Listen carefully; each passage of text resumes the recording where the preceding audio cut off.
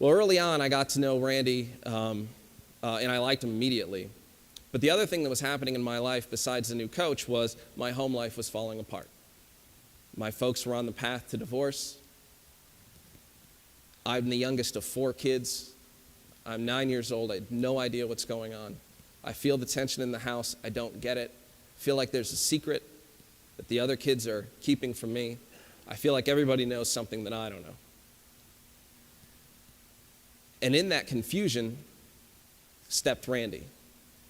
In what was a very critical moments of my life, he came in and listened. And he provided the best ear that I had ever had to hear my own fears about my family, about what was happening in my life. And it didn't take long before Randy became way more than a soccer coach to me. Randy became a friend and very quickly became my best friend. Now the truth is, there was no truth in him. All the concern he showed me, all the love I thought he had for me was just a lie. And I didn't learn that for a long time. And that lie was something that not only did I not recognize then or even sometime later, but that I didn't even know was on the playing field. I was 9 years old. He was a position of authority, an important person in my life. I never contemplated for a second that he wasn't telling me the truth. What Randy would do was go on to continue to lie, to manipulate me, to groom me, and ultimately to sexually assault me. For the remainder of my time, though, what I'd like to talk about is not about Randy, but it's about you, and it's about us, and the work that we do. You see, if you're like me, and you meet people and tell them what you do for a living, you often get 2 responses. And by the way, before I talk about what those responses are, I got to tell you, as much as it's uncomfortable to talk about Randy, I'm oddly comfortable here because I'm in a room full of people who get it. We understand what it's like. If I told you a story of a 26-year-old man that volunteered to be a soccer coach of a boys' team with no kid on the team, about half of you would be like, well, I want that guy's screen name. You know, you guys get it and you understand. I don't have to explain things to you. And so there's comfort here for me.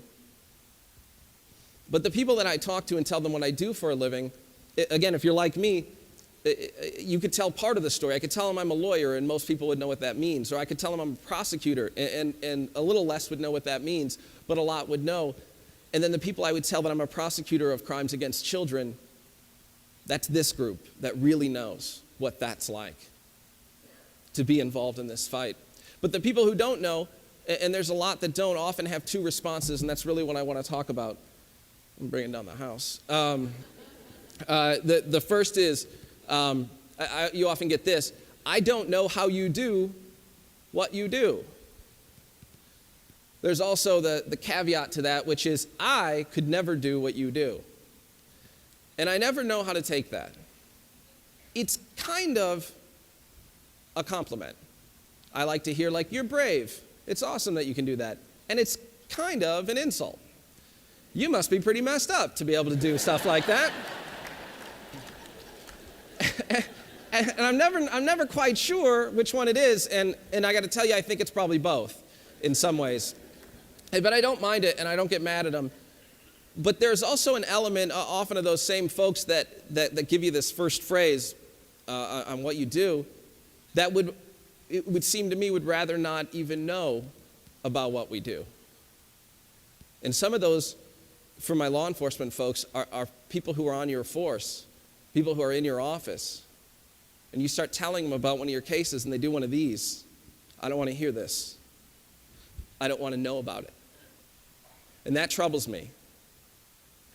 Because this group here, where we live in the dark corners of the human existence. We shine a light into those corners. And we go into them unafraid. We deal with the depravity and the disgusting underbelly of mankind. That's what we do. And you don't have to fight this fight with us. I never want someone to fight this with us if they don't want to. But shame on you when you don't want to know that it exists.